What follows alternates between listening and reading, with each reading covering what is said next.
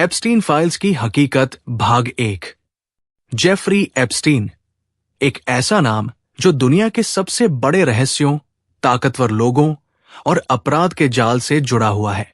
कौन था Jeffrey Epstein?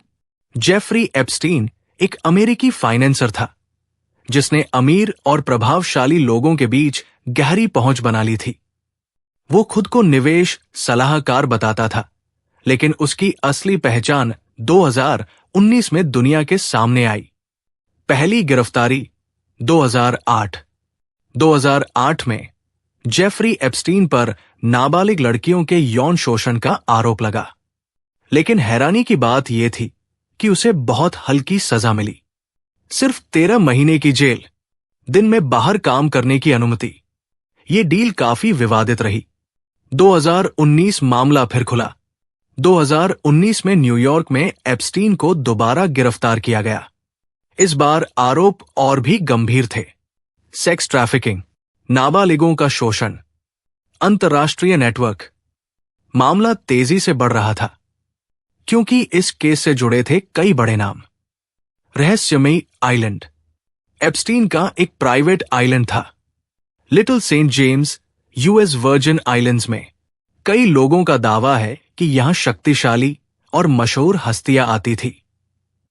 इसी वजह से इसे मीडिया ने पेडोफाइल आइलैंड भी कहा। बड़ी हस्तियां क्यों चर्चा में आई?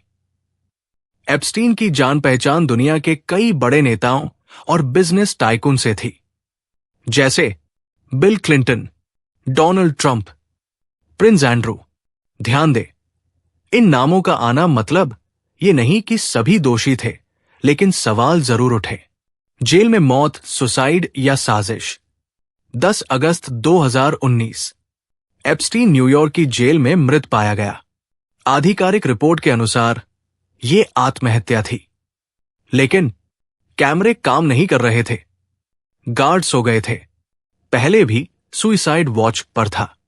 इस वजह से साजिश की थ्योरी आज भी जिंदा है। एप्स्टीन फाइल्स की हकीकत भाग 2।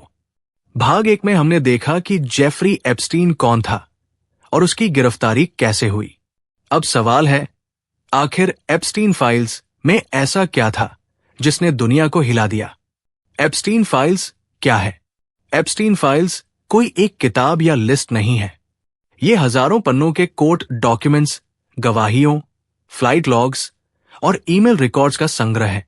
इनमें शामिल थे कोर्ट में दी गई गवाहियां, पीड़ितों के बयान, निजी जेट के flight logs, contact book, phone number और नाम, ईमेल और तस्वीरें, लोलिता एक्सप्रेस फ्लाइट लॉग्स।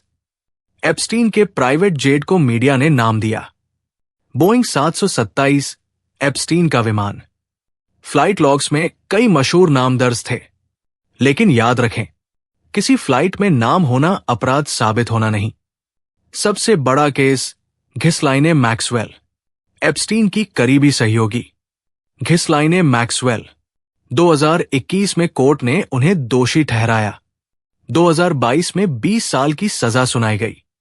उन पर आरोप था कि उन्होंने नाबालिग लड़कियों को एप्स्टीन के नेटवर्क में फंसाने में मदद की।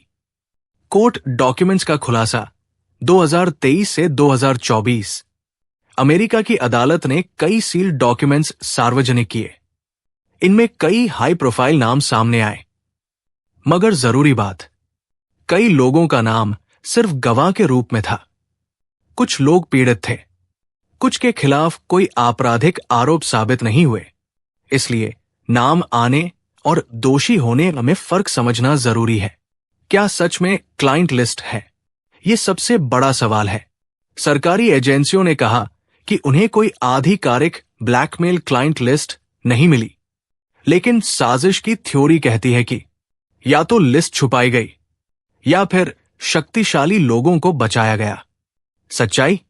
अब तक सार्वजनिक रूप से ऐसी कोई पुख्ता सूची जारी नहीं हुई।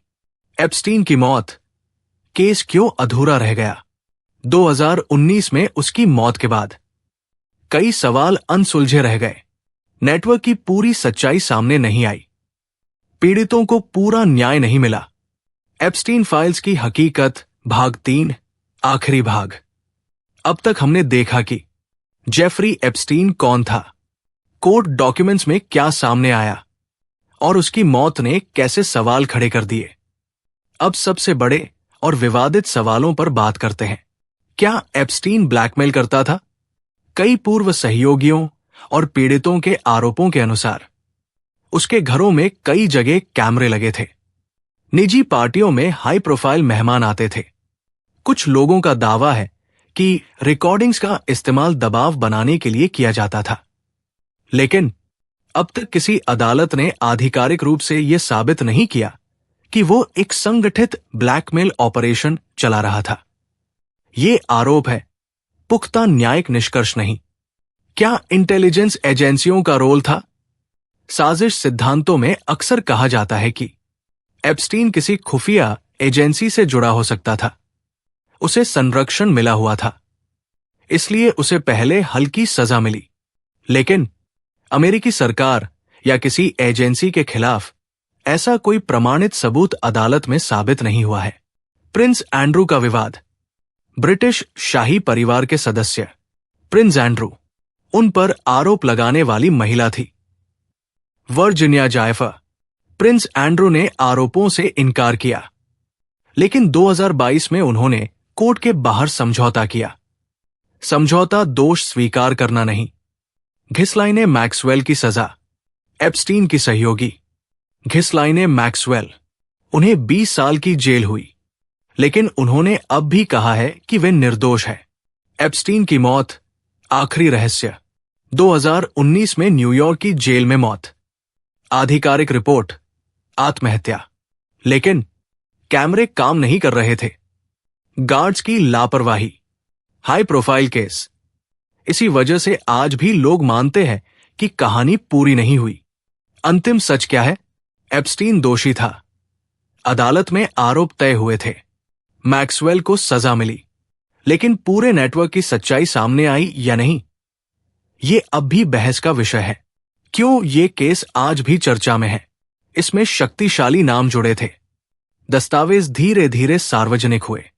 सोशल मीडिया ने इसे और बड़ा बना दिया।